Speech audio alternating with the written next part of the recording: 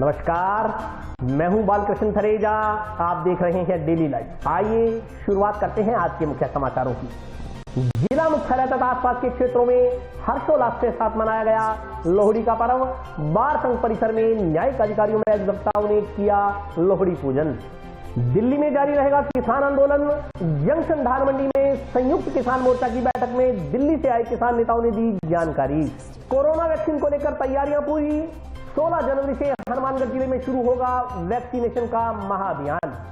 नगर परिषद चुनाव को लेकर सरगर्मियां तेज। जंक्शन के अग्रसेन भवन में कांग्रेस कार्यकर्ताओं और नेताओं ने की आपसी रायशुमारी।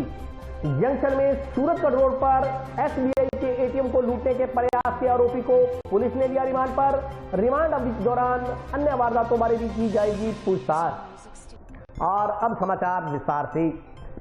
जिले की कई नगरपालिकाओं में प्रस्तावित स्थानीय निकाय चुनाव को लेकर सरगर्मियां तेज हो गई हैं। इस संदर्भ में कांग्रेस कार्यकर्ताओं की एक बैठक जंक्शन स्थित अग्रसेन भवन में आयोजित की गई। जंक्शन स्थित महाराजा अग्रसेन भवन में कांग्रेस कार्यकर्ताओं की बैठक का आयोजन किया गया। बैठक में प्रदेश उपाध्यक्ष नसीम अख्तर व प्रदेश सचिव जियाउर रहमान आरिफ ने कार्यकर्ताओं से मुलाकात कर पालिका चुनाव के संदर्भ में फीडबैक लिया। इस मौके पर प्रदेश उपाध्यक्ष नसीम अख्तर ने कहा कि पार्टी टिकाऊ और जिताऊ उम्मीदवार को चुनाव में उतारेगी। उन्होंने विश्वास व्यक्त करते हुए कहा कि जिले की सभी पालिकाओं में कांग्रेस का बोर्ड बनेगा। उन्होंने कहा कि कांग्रेस के 2 वर्ष के कार्यकाल में मुख्यमंत्री अशोक गहलोत ने अच्छा काम किया है, जिसका परिणाम यह रहा कि गत निकाय चुनाव में कांग्रेस ने बेहतर प्रदर्शन किया। बैठक में प्रदेश सचिव जियाउर रहमान आरिफ ने कहा कि राज्य में कांग्रेस के 2 वर्ष के शासन में विकास कार्यों के नए आयाम स्थापित हुए हैं। कांग्रेस पार्टी ने सत्ता में आने के बाद 2 साल में घोषणा पत्र में किए गए वायदों को 50% से अधिक पूरा किया है। उन्होंने कहा कि कार्यकर्ताओं की रायशुमारी के बाद ही पार्टी प्रत्याशी तय किए जाएंगे। उन्होंने कहा कि पार्टी की रीति नीति में विश्वास रखने वाले जिताऊ प्रत्याशियों को चुनाव मैदान में उतारा जाएगा। उन्होंने कार्यकर्ताओं से आपसी मतभेद बुलाकर चुनाव की तैयारी में जुट जाने का आह्वान किया। इस मौके पर विधायक चौधरी विनोद कुमार, पूर्व जिलाध्यक्ष सुरेंद्र दादरी, राजेंद्र गोदारा, मनोज सैनी, गुरमीत चंद्रा, कृष्ण नेहरा, भंवर खान, श्रीमती शबनम गोदारा, सभापति गणेश बंसल, अनिल खीचड़, सुमित्रा आर्य, आद्रा मेघवाल, मनीष धारणिया, शब्बीर खान, सौरभ राठौर सहित अन्य कांग्रेस कार्यकर्ता मौजूद रहे।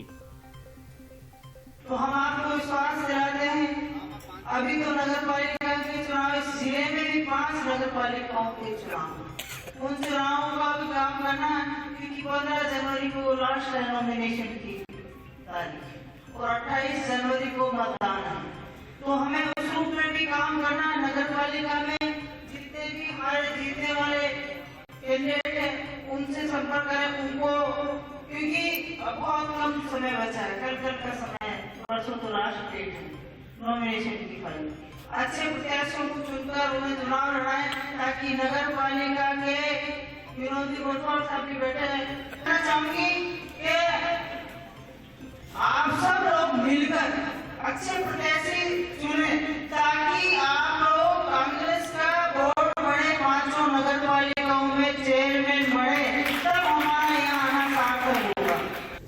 प्रदेश कांग्रेस कमेटी ने मुझे बीकानेर संभाग का प्रभारी बनाया और जियाउर रहमान साहब को हनुमानगढ़ गंगानगर का जिला प्रभारी बनाकर इसे प्रदेश कांग्रेस संगठन ने भेजा है। तो हम सब दोनों की जिम्मेदारी है प्रदेश कांग्रेस के संगठन को, इस हनुमानगढ़ जिले के संगठन को नई ऊंचाइयां दे, सभी को साथ लेकर। विनोद जी चौधरी साहब जो एक्स मिनिस्टर भी हैं, अभी वर्तमान में एमएलए भी हैं, एमपी साहब भी हैं, चेयरमैन साहब, सभी, मैं तो कहूँ सभी चुनाव लड़े हुए, चाहे शबनम गोदारा जी हो, सभी हनुमानगढ़ जिले के सभी नेताओं को साथ लेकर कांग्रेस संगठन को मजबूती प्रदान करने का काम हम करेंगे, चाहे ब्लॉक लेवल तक, चाहे जिला लेवल तक। सभी कांग्रेस के संगठन के पदाधिकारियों को उनका मान सम्मान, उनको कांग्रेस के संगठन को सब मिलकर साथ चलाएं, तभी तो बात है। प्रदेश में कांग्रेस की सरकार है, कांग्रेस की सरकार ने 2 साल में बेमिसाल काम किया है। उस प्रदेश की कांग्रेस की सरकार की जितनी भी योजनाएं कल्याणकारी, उनको आम जन तक पहुंचाने का काम, अंतिम छोर का जो बैठा हुआ व्यक्ति है उस तक कैसे पहुंचे, इसके लिए भी कांग्रेस के संगठन के पदाधिकारियों से चर्चा करते हैं, ताकि इस योजना का लाभ अंतिम छोर का बैठा हुआ व्यक्ति भी ले सके, गांव गरीब ढाणी ढाणी तक ये योजनाओं का लाभ पहुंचे। मुहूर्त बनाए, किसान बैठा किसी से छुपा हुआ नहीं। हमारा अन्नदाता सड़कों पर इस कड़ाके की सर्दी में, जहाँ इतना माइनस टेम्परेचर पर दिल्ली की सड़कों पर वहाँ टेंटों में बैठा हुआ है, सड़क पर बैठी, हमारी माता बहनें बैठी, बच्चे बैठे हैं। किसान अपने लिए नहीं बैठा, पूरे देश के लिए लड़ रहा है। किसान हमारा अन्नदाता है। आज हम जो खा रहे पी रहे हैं और जो इस परिवेश में रहे वो अन्नदाता की मेहरबानी। अन्नदाता के साथ जो अन्याय करेगा उसे भगवान भी माफ नहीं करेगा। मैं केंद्र की सरकार से, माननीय प्रधानमंत्री जी से मांग करती हूँ कि तीनों काले कानूनों को वापस ले।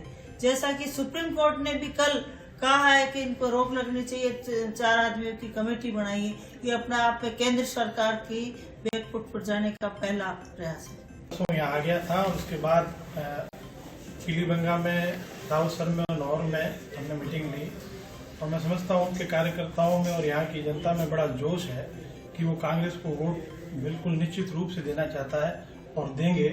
रही बात टिकट वितरण की, तो हमने चर्चा करी है इस संबंध में। मैं जो है हमारी जो संभाग की हमारी प्रभारी हैं नसीम अख्तर जी, इनसे चर्चा करेंगे। फिर हम लोग प्रदेश अध्यक्ष जी से इस संबंध में चर्चा करेंगे। निश्चित रूप से जीतने वालों को टिकट देंगे। जीताऊ भी होगा, टिकाऊ भी होगा, संगठन में समर्पित सिपाही भी। हमने मुख्यमंत्री से बातचीत की है और वो भी चाहते हैं कि इसके रेट कुछ कम हो, लेकिन हमारे हालात इस तरह के आज हम कम नहीं कर सकते। सेंट्रल गवर्नमेंट पैसा नहीं दे रही है, इसको और हम कम करके बैठ जाएंगे तो हमारा सारा काम ही बंद हो जाएगा। और ये बिल्कुल वाजिब बात है कि जब हमारे से 10 किलोमीटर पे 11 रुपए लीटर कम तेल मिल रहा है, तो यहाँ के पेट्रोल पंप वाले वो खाली बैठे। और मैं समझता हूँ इसकी हमारी इनकम भी कम हो रही है। अगर हमारा डीजल पेट्रोल राजस्थान में बिकेगा तो उसका सेल टैक्स है और वो हमारे खाते में आएगा। वो समझते हैं इस बात को, लेकिन थोड़ा वक्त लगेगा और हम ये प्रयास कर रहे हैं कि हरियाणा, पंजाब का, और मैं तो ये समझता हूँ कि गंगानगर, हनुमानगढ़ में राजस्थान से भी 3.5 रुपए लीटर ज्यादा है और ट्रांसपोर्टेशन का खर्चा बैठ गया। अब जयपुर के अंदर और यहाँ का 3.5 रुपए का फर्क है डीजल का। और मैं समझता हूँ किसान इस महंगाई से बड़ा त्रस्त है। हमारे पास महंगी से महंगी चीज कॉटन है, नरमा है। 2 किलो नरमे का 1 किलो डीजल आ रहा है, तो काश्तकार कहां से खेती कर लेगा? हर तरफ से हर चीज की महंगाई आ गया। बाजार में के अंदर जाओ, चाय की पत्ती 100-150 रुपए तेज कर दी। हर चीज की महंगाई है। तो हम प्रयास कर रहे हैं, मुख्यमंत्री जी इसी में लगे हुए हैं। और जिस तरह से ये कोरोना का हमारे मुख्यमंत्री जी ने जिस तरह की व्यवस्था की, वो कर ही नहीं सकता सर। और आज कल जयपुर में सारे राजस्थान में 200-250 हैं, इसकी कम हो रही है। अब ये नई जो वैक्सीन लगी है चली है, इसके भी अच्छा इलाज होगा। सबसे पहले है स्वास्थ्य। अगर स्वास्थ्य ठीक रहेगा तो सब कुछ ठीक हो जाएगा। और मैं समझता हूँ मुख्यमंत्री जी बहुत ही चिंतित है इस बारे में। तो लोगों ने तो नस डाल दी, बांट देते हैं, कितने बढ़ा दो, ये तो डरते कम बढ़ा रहे हैं। 10 रुपए बढ़ा दे तो कोई बोलने वाला नहीं है, ये हालात करते हैं। अब 100 रुपए का 1 लीटर, जिसके पास मोटरसाइकिल है 100 रुपए का खर्चा है, कम से कम 1 लीटर तो गलाएगा, इससे कम क्या गलाएगा? तो लोग बड़े त्रस्त है इस महंगाई से। और बीजेपी जिन्होंने खुश होकर ज्यादा वोट दिए थे वो सबसे ज्यादा तंग है। दिल्ली में चल रहे किसान आंदोलन को लेकर जंक्शन स्थित धान मंडी में संयुक्त किसान मोर्चा द्वारा सभा का आयोजन किया गया। सभा को दिल्ली से आए किसान नेताओं ने संबोधित किया।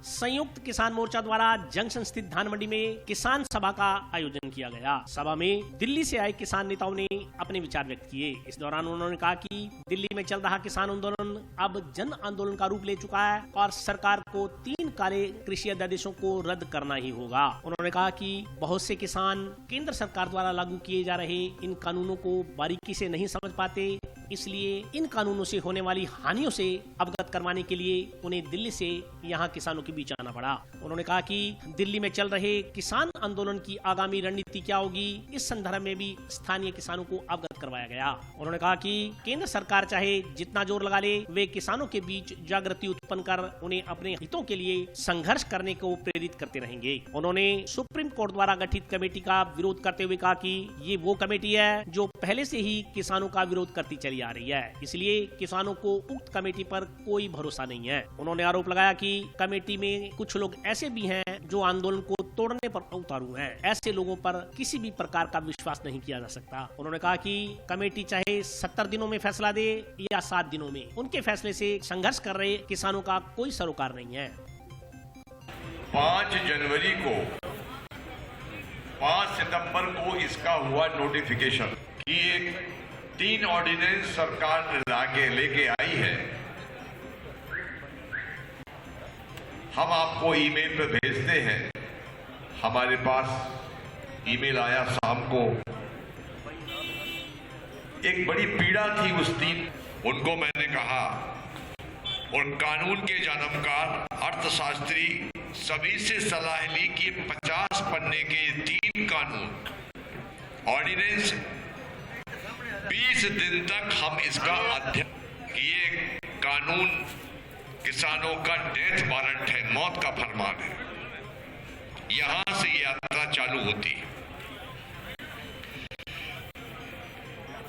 पंजाब के हमारे किसान नेता दल्लेवाल जी इस कानून को बहुत जल्दी समझ गए, पर मेरे सामने एक लगातार पीड़ा थी कि हमको समझने में 20 दिन लग गए, तो मेरा जो अन्नदाता है इसको समझने में बहुत समय लगेगा। 3 ऑर्डिनेंस, तीनों के नाम अंग्रेजी में, और जब तक किसान नहीं समझेगा तब तक वो हमारे साथ खड़ा कैसे होगा। एक सबसे बड़ी चुनौती इस कानून के आने के बाद हमारे सामने ये खड़ी थी। 25 सितंबर के बाद पंजाब के किसानों ने समझा, दल्लेवाल जी ने समझा, हमारी सबसे चर्चाएं हुई फोन पर। पंजाब को हम सैल्यूट करते हैं। देश के क्रांतिकारी जाबाज सूरमा पंजाब के नेताओं ने एकजुट होकर आंदोलन चालू किया और 2 माह तक रेलवे ट्रैक नहीं चलने दिया पंजाब ने। देखिए, अब ये जो किसान आंदोलन है ये जन आंदोलन का रूप ले चुका है। किसान, जवान, नौजवान और संविधान को बचाना है। किसानों की यहाँ पर इच्छा थी कि हम लोग एक बार यहाँ आए, तो हमारे पन्नीवाल जी ने हम लोगों से सजा की और एक कार्यक्रम रखा। तो किसानों के बीच में 3 कानून, चूंकि कठिन विषय है ये, हम ये मानते हैं, इसको आम किसान बहुत बारीकी से नहीं समझ पाता है, समय लगता है समझने में। पर मोटा मोटा ये कि किसान के लिए ठीक नहीं है, ये मौत के फलवान है, इसलिए उसकी भी जानकारी हमको उनसे शेयर करना था। अभी का आंदोलन कहाँ चला, कैसा चला, आगे क्या हमारी रूपरेखा होगी, इन तमाम चीजों की जानकारी हम परिवार भाव से आए थे, किसान परिवारों की चर्चा के माध्यम से आदान प्रदान किया। यही हमारा मेन उद्देश्य था, किसानों को जागृत करना हमारा मूल उद्देश्य, मुख्य उद्देश्य यही है। कमेटी ਜਿਹੜੀ ਬਣਨੀ ਹੈ ਇਹ ਕਿਸਾਨਾਂ ਦੇ ਪੱਖ ਦੇ ਵਿੱਚ ਇਹਨੇ ਕੋਈ ਗੱਲ ਨਹੀਂ ਕਰਨੀ, ਜਿਵੇਂ ਕੱਕਾ ਜੀ ਨੇ ਗੱਲ ਕਰੀ ਹੈ। ਇਸ ਕਮੇਟੀ ਦੇ ਵਿੱਚ ਜਿਹੜੇ 4 ਆਦਮੀ ਨੇ ਇਹ ਉਹ ਲੋਕ ਨੇ ਜਿਹੜੇ ਤਕਰੀਬਨ ਕਿਸਾਨ ਵਿਰੋਧੀ ਨੇ। ਜੇ ਕਿਸਾਨ ਵਿਰੋਧੀਆਂ ਦੇ ਵਿੱਚੋਂ ਇਹਨਾਂ 4 ਚੋਂ ਇੱਕ ਦੀ ਤੁਹਾਨੂੰ ਮੈਂ ਮਿਸਾਲ ਦੇਵਾਂ, ਸਾਡੇ ਪੰਜਾਬ ਦਾ ਹੈ ਜਿਹੜਾ ਆਪਣਾ ਮਾਨ ਸਾਹਿਬ ਹੈ, ਉਹਨਾਂ ਨੂੰ ਤੁਸੀਂ ਨੋਟ ਕਰੋ ਤੇ ਉਹ ਇੱਕ ਕਿਸਾਨ ਜਥੇਬੰਦੀ ਦਾ ਲੀਡਰ ਰਿਹਾ ਕਿਸੇ ਸਮੇਂ ਤੇ। ਸਭ ਤੋਂ ਪਹਿਲਾਂ ਕਿਸਾਨ ਜਥੇਬੰਦੀ ਨੂੰ ਤੋੜਨ ਵਾਲਾ ਸਾਡੀ ਨੂੰ ਉਹ ਹੈ, ਪਰ ਇਸ ਅੰਦੋਲਨ ਦੇ ਵਿੱਚ ਉਹ ਸਾਡੇ ਨਾਲ ਨਹੀਂ, ਸਾਡੇ ਤੋਂ ਬਾਹਰ ਹੈ। ਉਹਨੂੰ ਛੱਡ ਕੇ ਉਹਦੀ ਅੱਧੀ ਜਥੇਬੰਦੀ ਜਿਹੜੀ ਉਹ ਤੋਂ ਬਾਗੀ ਹੋ ਗਈ, ਉਹ ਅੱਜ ਸਾਡੇ ਅੰਦੋਲਨ ਦੇ ਵਿੱਚ ਹੈ। ਤਾਂ ਤੁਸੀਂ ਆਪਣੇ ਆਪ ਅੰਦਾਜ਼ਾ ਲਾ ਲਓ ਵੀ ਉਹ ਜੇ ਬੰਦੇ ਜਿਹੜੇ ਇਸ ਅੰਦੋਲਨ ਦੇ ਭਾਗੀਦਾਰ ਨਹੀਂ, ਉਹਦੇ ਵਿੱਚ ਉਹਨਾਂ ਦਾ ਹਿੱਸਾ ਪੱਤੀ ਹੈ ਨਹੀਂ, ਉਹ ਬੰਦਿਆਂ ਨੂੰ ਚੱਕ ਕੇ ਸੁਪਰੀਮ ਕੋਰਟ ਨੇ, ਹਾਲਾਂਕਿ ਸੁਪਰੀਮ ਕੋਰਟ ਨੂੰ ਕੋਈ ਮਤਲਬ ਨਹੀਂ ਸੀ ਉਸ ਬੰਦੇ ਨਾਲ, ਇਹ ਸਰਕਾਰ ਨੇ ਸਾਰਾ ਮਤਲਬ ਸੁਪਰੀਮ ਕੋਰਟ ਨੂੰ ਗੁੰਮਰਾਹ ਕੀਤਾ। ਉਹ ਉਹਨਾਂ ਆਦਮੀਆਂ ਨੂੰ ਚੱਕ ਕੇ ਨਾਮ ਉਹਨਾਂ ਲੋਕਾਂ ਨੇ ਸੁਪਰੀਮ ਕੋਰਟ ਨੂੰ ਦਿੱਤੇ ਹੈ ਜਿਹੜੇ ਲੋਕ ਪਹਿਲਾਂ ਹੀ ਪਤਾ ਸੀਗਾ ਕਿ ਇਹ ਇਹਨਾਂ ਕਾਨੂੰਨਾਂ ਦੇ ਹੱਕ 'ਚ ਲਿਖਦੇ ਆ ਰਹੇ ਨੇ। ਪਰ ਮੈਂ ਕਹੂੰਗਾ ਕਿ ਇੱਥੇ ਥੋੜਾ ਜਿਹਾ ਸੁਪਰੀਮ ਕੋਰਟ ਨੂੰ ਵੀ ਥੋੜਾ ਜਿਹਾ ਧਿਆਨ ਰੱਖਣਾ ਚਾਹੀਦਾ ਸੀ। ਇਹਨਾਂ ਬੰਦਿਆਂ ਤੋਂ ਕੌਣ ਨਹੀਂ ਵਾਕਿਫ, ਇਹਨਾਂ ਦਾ ਬੱਚਾ ਵਾਕਿਫ ਹੈ ਕਿ ਕੀ ਲਿਖਦੇ ਨੇ, ਕੀ ਪੜ੍ਹਦੇ ਨੇ, ਕੀ ਬੋਲਦੇ ਨੇ। ਪਰ ਸਰਕਾਰੀ ਬੰਦੇ ਨੇ, ਇਹ ਕਾਨੂੰਨਾਂ ਦੇ ਹੱਕ 'ਚ ਲਿਖ ਰਹੇ ਨੇ ਕਿੰਨੇ ਚਿਰ ਤੋਂ। ਉਹਨਾਂ ਲੋਕਾਂ ਨੂੰ ਦੀ ਕਮੇਟੀ ਬਣਾ ਦੇਣੀ ਤੇ ਫਿਰ ਉਸ ਕਮੇਟੀ ਨੂੰ ਅਸੀਂ ਕਿਵੇਂ ਮੰਨਾਂਗੇ? ਇਹ ਜਿਹੜਾ ਤੁਸੀਂ ਗੱਲ ਕਰਦੇ ਹੋ 70 ਦਿਨ ਦੀ, ਉਹ 70 ਦਿਨ ਦੀ ਹੋਵੇ, ਭਾਵੇਂ 5 ਦਿਨਾਂ 'ਚ ਫੈਸਲਾ ਦੇਵੇ, ਉਹ ਸਾਡੇ ਹੱਕ 'ਚ ਆਉਣਾ ਹੀ ਨਹੀਂ। ਪਰ ਸਾਨੂੰ ਫੈਸਲੇ ਤੋਂ ਉਸ ਕਮੇਟੀ ਤੋਂ ਕੋਈ ਉਮੀਦ ਨਹੀਂ ਤੇ ਨਾ ਅਸੀਂ ਉਹਦੇ ਸਭ ਨੂੰ ਕੋਈ ਮਾਨਤਾ ਦਿੰਦੇ ਹਾਂ। जंक्शन में सूरतगढ़ रोड पर स्थित एसबीआई के एटीएम को लूटने का प्रयास करने वाले आरोपी को पुलिस ने बुधवार को मजिस्ट्रेट के समक्ष पेश कर रिमांड मंजूर करवाया है। जंक्शन में सूरतगढ़ रोड पर स्थित एसबीआई के एटीएम को लूटने का प्रयास करने वाले आरोपी को पुलिस ने बुधवार को मजिस्ट्रेट के समक्ष पेश कर रिमांड मंजूर करवाया। रिमांड अवधि के दौरान पुलिस आरोपी पवन कुमार पुत्र राजेंद्र सुथार निवासी 9F माजेवाला PS श्रीकरणपुर जिला हनुमानगढ़ जिला श्रीगंगानगर से पूछताछ कर यह पता लगाने का प्रयास कर रही है कि उसने इससे पहले भी कहीं और कोई वारदात की है या नहीं। साथ ही पुलिस ने श्रीगंगानगर पुलिस से भी संपर्क किया ताकि यह पता लगाया जा सके कि आरोपी का पूर्व में कोई आपराधिक रिकॉर्ड है या नहीं। इस संदर्भ में जानकारी देते हुए जंक्शन थाना प्रभारी नरेश ग्यारा ने बताया कि अभी तक की पूछताछ में आरोपी ने कोई अन्य वारदात करना स्वीकार नहीं किया। विस्तृत पूछताछ के लिए उसका रिमांड मंजूर करवाया गया। उल्लेखनीय है कि TST कंपनी के डिस्ट्रिक्ट मैनेजर कर्ण शर्मा पुत्र सुरेंद्र शर्मा निवासी पुरानी आबादी श्रीगंगानगर ने सोमवार शाम को जंक्शन थाना में रिपोर्ट दर्ज करवाई थी कि वह हनुमानगढ़ में TST कंपनी की ओर से संचालित एटीएम के प्रबंधन के लिए कार्यरत है। हनुमानगढ़ जंक्शन में सूरतगढ़ रोड पर माता बचनी देवी हॉस्पिटल के पास SBI के एटीएम में रविवार देर शाम करीब 7 बजे से रात 9 बजे के बीच किसी अज्ञात व्यक्ति ने एटीएम लूटने के इरादे से प्रवेश किया था। पुलिस ने रिपोर्ट के आधार पर अज्ञात के खिलाफ धारा 457, 380, 511, 427 के तहत मामला दर्ज कर जांच शुरू की। पुलिस ने सीसीटीवी फुटेज के आधार पर अज्ञात शख्स की पहचान कर मंगलवार शाम को पवन कुमार नामक व्यक्ति को गिरफ्तार कर लिया। परसों शाम को सूरतगढ़ रोड पर एक एटीएम के साथ छेड़छाड़ करके और चोरी की घटना को अंजाम देने की कोशिश की गई थी, जिस पर कल संबंधित अधिकारी द्वारा थाना पर प्रकरण दर्ज करवाया गया। श्रीमान एसपी साहब के आदेश अनुसार उक्त प्रकरण को संवेदनशील मानते हुए टीमें गठित कर प्रयास करने के आदेश फरमाए गए, जिस पर टीमों द्वारा सीसीटीवी फुटेज चेक की गई। शहर में सीसीटीवी में जो चेहरा दिख रहा था उसकी तलाश की गई। सीसीटीवी फुटेज में जो व्यक्ति दिखाई दे रहा है उसके सिर पर एक मफलर या साफा टाइप जो हरे रंग का चौकड़ीदार पहना हुआ है, उसके आधार पर तलाश करने से मुलजिम को गिरफ्तार करने में सफलता प्राप्त हुई। अभी इसे अनुसंधान किया जा रहा है। पंचों सरपंचों ने जनप्रतिनिधियों के संवैधानिक वित्तीय अधिकारों में कटौती करने का आरोप लगाते हुए मुख्यमंत्री के नाम का ज्ञापन जिला परिषद कार्यकारी अधिकारी को सौंपा।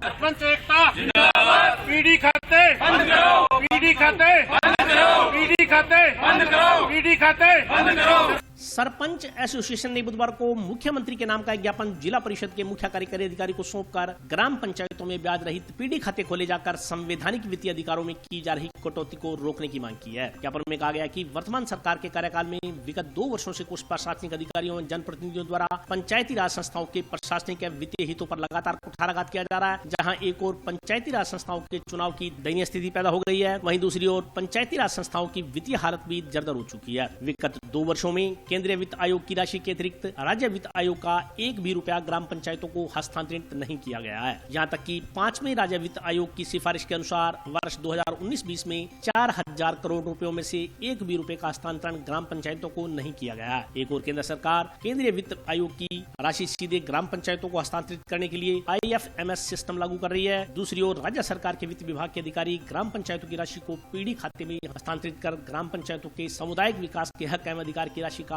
अन्य कार्यों में उपयोग करना चाह रहे हैं। ज्ञापन में राजस्थान सरपंच संघ ने वित्त विभाग एवं पंचायती राज विभाग के इस निर्णय की कड़ी निंदा की है। ज्ञापन अनुसार प्रदेश का कोई भी सरपंच कोषालय एवं उप कोषालय में DDO कोड जनरेट नहीं करवाएगा, न ही लॉगिन ID बनाने के लिए कोई दस्तावेज प्रस्तुत करेगा। ज्ञापन में चेतावनी देते हुए कहा गया कि वित्त विभाग अगर इस निर्णय को आगामी 3 दिन में वापस नहीं लेता तो राजस्थान सरपंच संघ को मजबूरन पंचायती राज संस्थाओं के संवैधानिक वित्तीय हितों की सुरक्षात्मक कदम उठाने पड़ेंगे। ज्ञापन देने वालों में रामेश्वर लाल, बद्री सिराव, देवेंद्र बराड़, रोहित स्वामी, महावीर मुंड, इकबाल खान, संदीप संधू, गुरलाल सिंह, ताना राम, त्रिलोक कुमार, गुरलाल सिंह, वारिस अली, प्रतिपाल सिंह, गुरप्रीत मान, कुंभाराम सहित अन्य सरपंच मौजूद थे। आज सरकार ने पूरे राजस्थान में सरपंचों के पीडी खाते खोलने के लिए 11,000 सरपंचों को निपुण बना दिया और उच्च अधिकारी है जो ऊपर बैठे वो सरपंचों के अधिकार छीन के उनको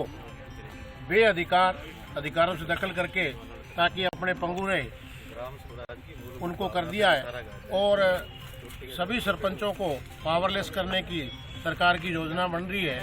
और इससे पहले भी पंचायत मंत्री ने इस कानून को, इस अधिकार को लागू करने के लिए उच्च अधिकारियों ने परामर्श करके उनको भेजा था तो उन्होंने वापस कर दिया कि ये कानून लागू नहीं करेंगे, पीडी खाते नहीं खोले जाएंगे।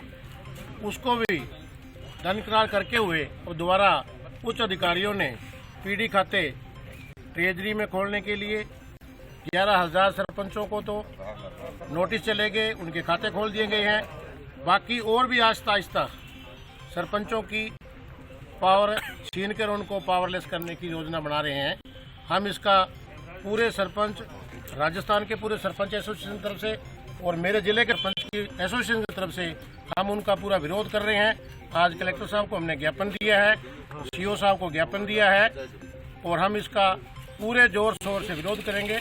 आज सरपंचों को एक वार्ड मेंबर तक के लगे सीमित कर दिया है। उनके पास ना तो कोई चेक पे साइन करने की पावर छोड़ी है, ना कोई विकास अधिकारी पास छोड़ी है। सारे उच्च अधिकारी सरपंच के पास ही पैसे आएंगे जो सरकार की वित्तीय योजना के पैसे आते हैं। साल में 2 बार किस्त आती है, 3 बार किस्त आती है। जो किस्त आती है वो सीधी उनके खाते में जाएगी, ना कि पंचायत के खाते में जाएगी। उसका हम सारे सरपंच साहिबान की तरफ से हम उसका बहुत विरोध कर रहे हैं और आगे भी हम ऐसे विरोध जताते रहेंगे। इन खातों को हम नहीं खुलने देंगे, ना इनके हम खिलाफ रहेंगे, इनके पक्ष में नहीं है। 16 जनवरी से कोरोना वैक्सीन का कार्य शुरू होगा। इस संदर्भ में जानकारी देते हुए राजकीय जिला चिकित्सालय के प्रभारी डॉक्टर MP शर्मा ने बताया कि हनुमानगढ़ में स्वास्थ्य विभाग की ओर से जिला प्रशासन के साथ मिलकर तैयारियों को अंतिम रूप दिया जा रहा है। जिले में कोरोना वैक्सीन की लॉन्चिंग 16 जनवरी को होगी। इसके लिए जिले में तैयारियां शुरू हो गई हैं। कोरोना वैक्सीन के लिए जिले में 7 केंद्र बनाए गए हैं। टीकाकरण के पहले चरण में फ्रंटलाइन कोरोना वॉरियर्स यानी डॉक्टर और नर्सिंग स्टाफ को वैक्सीन लगाया जाना प्रस्तावित है। इस संदर्भ में जानकारी देते हुए PMO डॉक्टर MP शर्मा ने बताया कि टीकाकरण के लिए पूर्व में चिकित्सा विभाग द्वारा ड्राई रन किया गया था। कोरोना की वैक्सीन जयपुर आ चुकी है। राज्य सरकार के निर्देशों के बाद स्थानीय चिकित्सा विभाग द्वारा जिला मुख्यालय पर प्रशिक्षित स्टाफ द्वारा वैक्सीन लगाई जाएगी। उन्होंने बताया कि 16 जनवरी को जिला अस्पताल सहित विभिन्न ग्राम पंचायतों की CHC पर कोरोना वैक्सीन की लॉन्चिंग की जाएगी। इस दौरान 5 स्वास्थ्य कर्मियों की टीम हर जगह मौजूद रहेगी। उन्होंने बताया कि कोरोना वैक्सीन की निगरानी पोर्टल द्वारा की जाएगी। इससे निर्धारित समय में ही वैक्सीनेशन हो सकेगा। पहले चरण में जिनका पंजीकरण हुआ है उनका ही वैक्सीनेशन किया जाएगा। फिलहाल कोरोना संक्रमित व्यक्ति को इंजेक्शन नहीं लगाया जाएगा। उन्हें लक्षण ठीक होने पर 14 दिन बाद ही वैक्सीनेट किया जाएगा। कोई व्यक्ति वायरस से संक्रमित होने के बाद रिकवर हुआ हो तो उसे भी वैक्सीन लगाई जा सकेगी।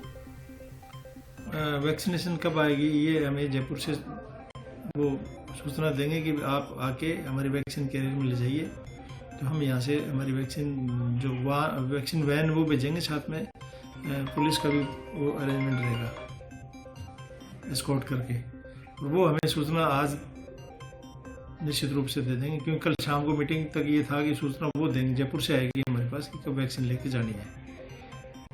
और जब यहाँ पे आएगी तो हमारे जो सेंटर्स जहाँ पे लगाई जाएगी, हमारे जो सेंट्रल जहाँ पे वैक्सीन रखनी है वहाँ पे रखने के बाद जहाँ से लगानी है वहाँ पे स्प्रे करेंगे आगे। ये वैसे ही सारे कार्यक्रम को RCH और डॉक्टर विक्रम सिंह देख रहे हैं, पर ये फेजेज में चल रहा है। अभी हमने आइडेंटिफाई किए हैं जो गाइडलाइंस है राजस्थान सरकार की, किन को लगानी है, हेल्थ वर्कर्स को, उसके बाद में किन एज ग्रुप वालों को, ये सारे अलग अलग फेजेज में है। तो अभी पहले फेजेज में जो है वो करीब हमारे पास जो भी लोग हैं जो आइडेंटिफाई करे हुए हैं, जिनकी लिस्ट हमारे पास बेनिफिशियरीज की है, उनको लगाई जाएगी सबसे पहले। आइए भारत सरकार, राजस्थान सरकार अप्रूव करके भेज रही है, तो सारी उनकी जो है ना टेस्ट करके भिजवाई जा रही है। वैक्सीन पे अविश्वास करने का कहीं कोई कारण नहीं है और वैक्सीन लगवानी चाहिए, ये मेरी एक सबसे सलाह है। अभी ये तो राज्य सरकार का डिसीजन रहेगा किस तरह से रहेगी, वो इसकी हमारे पास कोई सूचना उन्होंने भेजी नहीं। अभी तो यही है कि जो पहले फ्रंटलाइन वर्कर्स हैं उनको लगाई जाएगी, उसके बाद दूसरे कैटेगरीज डिवाइड करी हुई है और उसके सब जैसे जैसे हमें निर्देश मिलते रहेंगे हम वैसे वैसे ही वैक्सीन सबको लगवाते रहेंगे। जिला अस्पताल है, वैसे तो शुरू में पहले 7 सेंटर आइडेंटिफाई किए हैं, विक्रम सिंह जी पास उनकी लिस्ट है, यहाँ भी होगी। तो उसमें जो जहाँ पे जो लगेंगे उनकी बेनिफिशियरी लिस्ट आ जाएगी। जो वैक्सीन प्रोवाइडर है जो बनाया है जिस तरह से फुल प्रूफ मेथड, उनके हिसाब से करा जाएगा। बीती रात टाउन में कॉलेज फाटक के पास एक युवक की कुछ लोगों ने एक राय होकर पिटाई कर दी।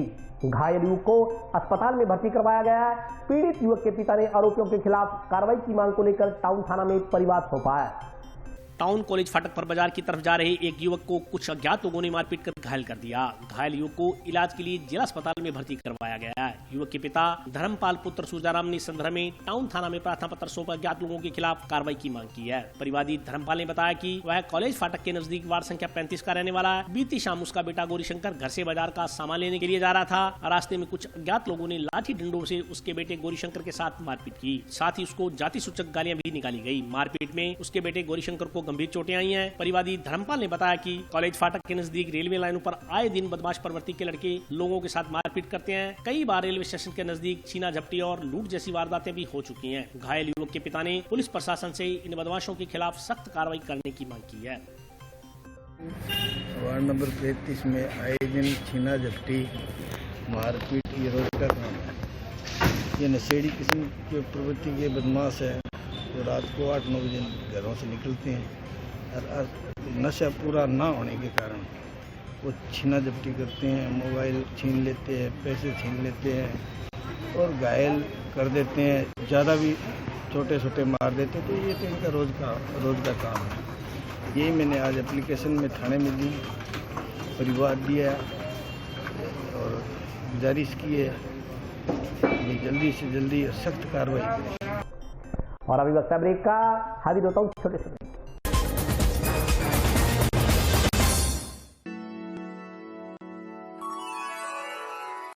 यूं तो कई बार मुझे हंसते देखा है, पर ये हंसी कुछ और है। ये गहना मुझ पर जचता है, पर ये महज एक गहना नहीं, ये रूपरेखा है मेरे मन की, हंसती खिलखिलाती लहरों की, जो आतुर थी अब तक मुझ पर सजने को। इसलिए ये गहना ही मेरा सच्चा श्रृंगार है, श्रृंगार है, श्रृंगार है।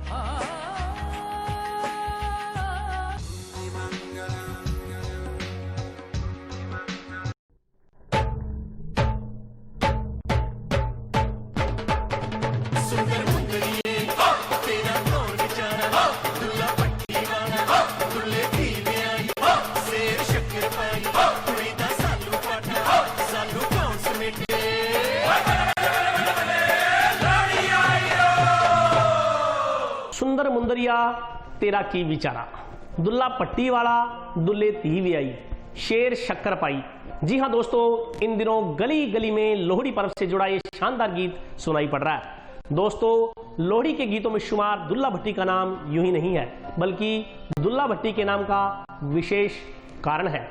पौराणिक कथाओं के अनुसार भारत में अकबर के शासनकाल में पंजाब प्रांत का सरदार दुल्ला भट्टी हुआ करता था। उसे पंजाब का नायक भी कहा जाता था। उन दिनों संदलवार नामक एक जगह थी जो पाकिस्तान के अंदर है। उस स्थान पर लड़कियों को गुलामी के लिए बलपूर्वक अमीर लोगों द्वारा बेचा जाता था। दुल्ला भट्टी ने इस परंपरा का विरोध किया। उसने बहादुरी दिखाते हुए एक योजना के तहत लड़कियों को न केवल मुक्त करवाया, बल्कि उनकी शादियां करवाकर उन्हें सम्मानित जीवन प्रदान किया। उस विजय के दिन को लोहड़ी के गीतों में गाकर दुल्ला भट्टी को याद किया जाता है। दोस्तों, पहले तो यह त्योहार मात्र पंजाब तक सीमित था, मगर वर्तमान में लोहड़ी पंजाब के अलावा हरियाणा, दिल्ली, जम्मू कश्मीर, हिमाचल, राजस्थान, यहां तक कि हमारे हनुमानगढ़, श्रीगंगानगर जिलों में भी धूमधाम से मनाई जाती है। कुल मिलाकर जहां जहां पंजाबी, वहां वहां लोहड़ी, वहां वहां रौनक। बहरहाल, आप सब भी हर्षोल्लास से लोहड़ी मनाइए और इसके प्रणेता दुल्ला भट्टी से इस वर्ष कुछ अच्छा करने की प्रेरणा लेते हुए कुछ समाज के लिए सकारात्मक और बेहतर करने का संकल्प लें। नमस्कार।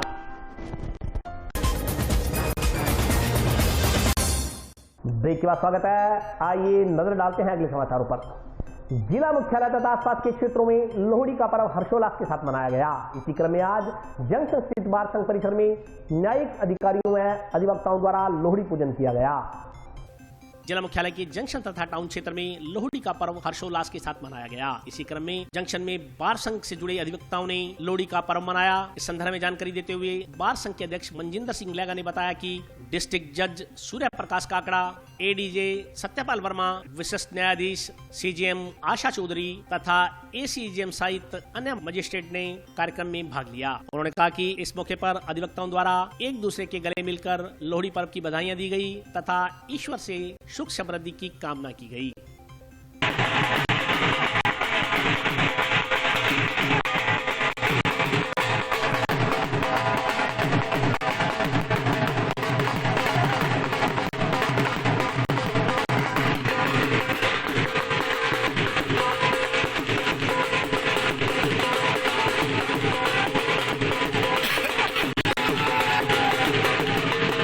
आज लोहड़ी पर्व पर हमारे बार संघ में लोहड़ी का आयोजन किया, जिसमें हमारे डीजे साहब सूर्य प्रकाश काकड़ा जी, एडीजे साहब वर्मा जी, विशिष्ट न्यायाधीश मशरूफ आलम जी, सीजीएम साहब आशा जी चौधरी, एसीजीएम साहब और अन्य मजिस्ट्रेट साहबान सभी आए। सभी सम्मानित यहाँ पर ढोल नगाड़ों पर डांस किया, खुशियाँ मनाई और लोहड़ी पर्व की सबको मेरी तरफ से बधाई।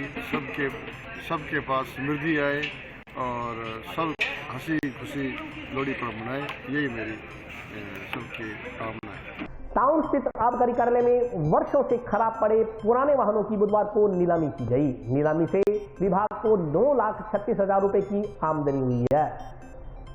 टाउन स्थित जिला आबकारी अधिकारी कार्यालय में बुधवार को राजकीय वाहनों की नीलामी की गई। नीलामी में दोपहिया वाहनों सहित भारी भरकम वाहन भी शामिल रहे। जिला आबकारी अधिकारी चमन लाल मीणा ने बताया कि नीलामी प्रक्रिया में स्थानीय लोगों का रुझान अच्छा देखने को मिला। नीलामी में आबकारी कार्यालय में खड़े भारी भरकम 4 पहिया 12 वाहनों को शामिल किया गया था। इनमें से 8 वाहनों की बोली प्राप्त होने पर विक्रय कर दिया गया। उन्होंने बताया कि नीलामी से विभाग को करीब 9,36,000 का राजस्व प्राप्त हुआ है। उन्होंने जानकारी दी कि 8 वाहनों में से 2 ट्रक भी शामिल है, जिन्हें 2,38,000 व 2,75,000 में विक्रय किया गया है। जो वाहन बच गए हैं उन्हें दोबारा नीलामी प्रक्रिया के जरिए विक्रय किया जाएगा। जिला आबकारी अधिकारी कार्यालय हनुमानगढ़ में वाहनों की नीलामी की गई है। उसमें कुल वाहन 12 थे, उनमें से 8 वाहनों की नीलामी हो चुकी है। उसमें लगभग अपन को 9,36,000 के आसपास राशि राजस्व में प्राप्त हुई है। अच्छा संकेत है, ये बढ़िया है। अभी नीलामी कार्रवाई चल रही है और लोगों नीलामी दाताओं का अच्छा रिस्पॉन्स है और अच्छी नीलामी चल रही है। ये अपने 2 वाहन तो अपने हैवी 4 व्हीलर है, जिसमें 10 चक्का है। उसमें तो एक में 2,38,000 मिले हैं, एक में 2,75,000 मिले हैं और कुछ वाहन मतलब 4 व्हीलर हल्के 4 व्हीलर है, बाकी उनमें राशि मिली है और अच्छा रिस्पॉन्स है। ठीक बड़ा आज आबकारी विभाग में टोटल 12 व्हीकल्स 4 व्हीलर और मिनी ट्रक 6 पहिया वाहनों का या 10 ट्रक तक के व्हीकल्स का आज बोली थी, जिसमें 12 में से अभी तक बोली जारी है। करीब 8 व्हीकल्स का नीलामी में ऑक्शन लग गया। खुलेआम आम बोलीदाताओं के समक्ष बोली प्रस्तुत की गई है। सभी बोलीदाता बढ़ चढ़ के भाग ले रहे हैं और लगभग 8 व्हीकल्स का जो रिजर्व प्राइस है उससे ऊपर बोलीदाताओं ने बोली लगाई है और उनको 8 व्हीकल्स के लिए हमारी बोली संपन्न हो गई और अभी जारी है और बोलीदाता भी बढ़ चढ़ के भाग ले रहे हैं। इससे हमारे विभाग को भी रेवेन्यू प्राप्त होगा और ये मेरे हिसाब से बोली ठीक रहेगी। कुछ व्हीकल्स जो नहीं बिकेंगे उनको दोबारा से फिर रिमोडिफिकेशन करके भिजवाएंगे, बाकी विभाग को इससे रेवेन्यू प्राप्त होगा। नीलामी के अंदर मैंने बताया 4 व्हीलर और 10 चक्का वाहन, टोटल 12। इसका रेवेन्यू आएगा हमको लगभग 15 लाख के आसपास रेवेन्यू अर्जित हो जाएगा। लॉयंस क्लब द्वारा बुधवार को अन्नपूर्णा दिवस के उपलक्ष्य में टाउन स्थित महावीर दल धर्मशाला में फूड फॉर हंगर कार्यक्रम के तहत निर्धन वर्ग के लोगों को भोजन करवाया गया। लॉयंस क्लब द्वारा अन्नपूर्णा दिवस पर टाउन स्थित महावीर धर्मशाला में फूड फॉर हंगर कार्यक्रम के तहत लंगर का आयोजन किया। इस मौके पर निर्धन परिवार के लोगों को सात्विक भोजन करवाया गया। इस मौके पर लॉयंस क्लब के सदस्यों ने सेवा परमो धर्म के नियमों की पालना करते हुए गरीबों के हित में काम करने की शपथ ली। इस मौके पर साहिल फतेहगढ़िया, भारतेंदु सैनी, राधेश्याम सिंगला, ऋषभ बंसल सहित अन्य पदाधिकारी उपस्थित थे। लॉयंस क्लब हनुमानगढ़ ने अन्नपूर्णा दिवस के तहत महावीर धर्मशाला में फूड फॉर हंगर का आयोजन किया, जिसमें सब गरीबों को खाना खिलाया और लॉयंस क्लब हनुमानगढ़ के सभी सदस्यों ने बढ़ चढ़कर हिस्सा लिया। और इसी तरह इसी कड़ी में आगे और कार्यक्रम फूड फॉर हंगर के होते रहेंगे। 25 ग्राम स्मैक सहित गिरफ्तार किए गए आरोपी को टाउन पुलिस ने बुधवार को रिमांड अवधि समाप्त होने पर मजिस्ट्रेट के आदेश पर न्यायिक अभिरक्षा में जेल भिजवा दिया। 25 ग्राम स्मैक सहित गिरफ्तार किए गए आरोपी को टाउन पुलिस ने बुधवार को रिमांड अवधि समाप्त होने पर मजिस्ट्रेट के आदेश पर न्यायिक अभिरक्षा में जेल भिजवा दिया। इससे पहले मामले की जांच कर रहे लखवाली चौकी प्रभारी एसआई जगदीश कड़वासरा ने आरोपी हरमन सिंह पुत्र जगतार सिंह निवासी ढाणी चक RRW रोही रोड़ा मालिका स्मैक की खरीद फरोख्त के बारे में पूछताछ के लिए रिमांड मंजूर करवाया था। पूछताछ में आरोपी ने खुलासा किया कि वह नई दिल्ली के उत्तम नगर से नाइजीरियन मूल के एक व्यक्ति से स्मैक खरीद कर लाया था। इस खुलासे के बाद पुलिस की एक टीम आरोपी को साथ लेकर नई दिल्ली गई। टीम ने वहां उस जगह की तस्दीक भी करवाई जहां से आरोपी ने नाइजीरियन से स्मैक खरीदी थी। हालांकि स्मैक बेचने वाले नाइजीरियन के बारे में कोई जानकारी नहीं मिली।